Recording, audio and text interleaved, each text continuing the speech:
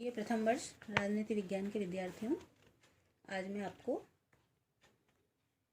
प्रथम प्रश्न पत्र राजनीति विज्ञान के मूल आधार के अंतर्गत राजनीति विज्ञान के आधुनिक या समसामयिक दृष्टिकोण के अनुसार क्षेत्र के बारे में विस्तृत रूप से बताना चाह रही हूँ। यदि हम इसकी पृष्ठभूमि में जाएं तो द्वितीय विश्व युद्ध के बाद के वर्षों में राजनीति विज्ञान के क्षेत्र में जिस नवीन दृष्टिकोण का उदय हुआ वह निश्चित रूप से अधिक व्यापक और यथार्थवादी है। वैसे तो इस नई प्रवृत्ति का जो आरंभ अरस्तु के समय में ही हो गया था, जिसने लगभग 2500 वर्ष पहले ही बहुत अधिक संख्या में संविधान से संबंधित सूचनाएं इकट्ठी कर ली थी और विभिन्न प्रकार की सरकारों के कार्यों का विस्तार से वर्णन किया था। चार्ल्स हाइनेमन के शब्दों में हम कह सकते हैं कि राजनीति शास्त्र का क्षेत्र अब इतना व्यापक हो गया था कि उसमें संस्थात्मक संगठन, निर्णय निर्माण और क्रियाशीलता की प्रक्रियाओं, नियंत्रण की राजनीति, नीतियों और कार्यों तथा विधिबद्ध प्रशासन के मानवीय वातावरण को भी सम्मिलित किया जाने लगा।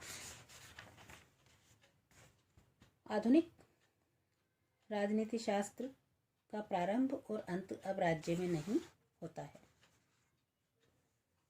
यह राज्य की सीमा को न तो स्वीकार करता है और न ही राजनीतिक समस्याओं का अध्ययन करता है।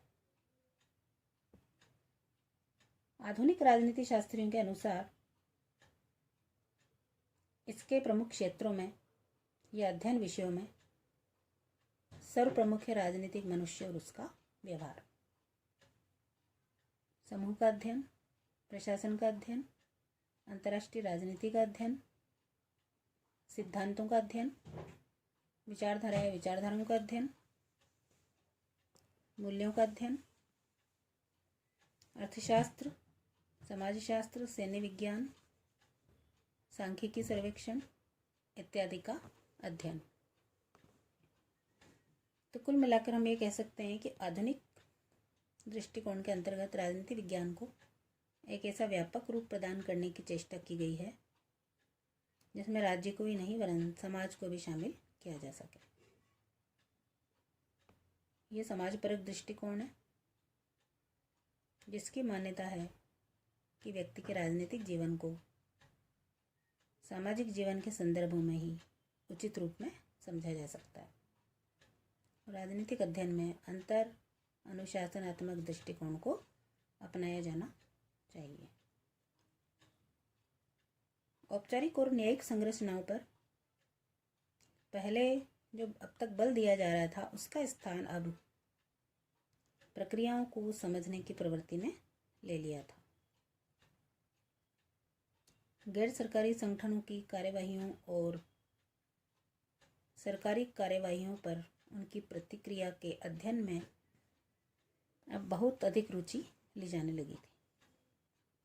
राजनीति विज्ञान का क्षेत्र अब राजनीतिक दर्शन की विवेचना तक ही सीमित नहीं रह गया।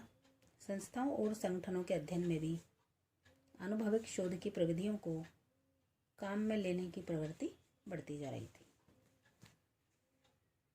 समकालीन राजनीति वैज्ञानिकों ने इस समस्या की खोज करनी आरंभ कर दी थी कि समाज में शक्ति के वास्तविक केंद्र कहाँ पर हैं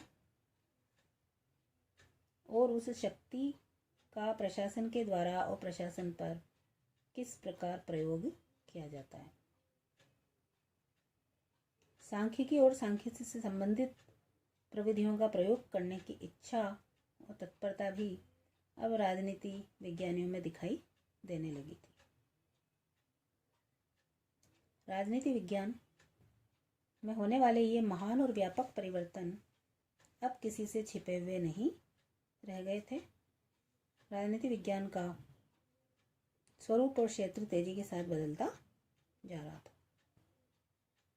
नई अवधारणाएं, पद्धतियां और तकनीकें विकसित की जा रही थी।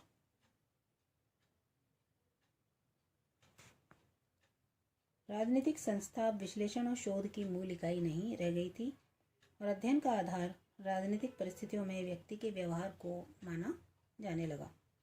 कैटलिन जैसे कुछ विद्वान राजनीति शास्त्र को व्यवहारवादी विज्ञान भी मानने लगे थे। चार्ल्स बियर्ड, एल लोवेल और आर्थर बेंटले का राजनीति शास्त्र के क्षितिज को विस्तृत बनाने में व्यापक योगदान रहा है। बाद में Harold Lasswell, David Easton, Parsons, Merton, Shils, Levy जैसे विद्वानों ने नए क्षितिजों की खोज की। आज राजनीति विज्ञान दर्शन शास्त्र से अपना संपर्क तोड़कर समाज शास्त्र और मनोविज्ञान आदि समाज विज्ञानों के अधिक निकट आ गया है। इस प्रकार राजनीति विज्ञान के अध्ययन की नवीन प्रवृत्तियों ने इस विषय के अध्ययन क्षेत्र को और भी अधिक व्यापकता प्रदान की है और मानव जीवन के अराजनीतिक पक्षों तथा समुदायों को भी इसमें शामिल कर दिया है। धन्यवाद।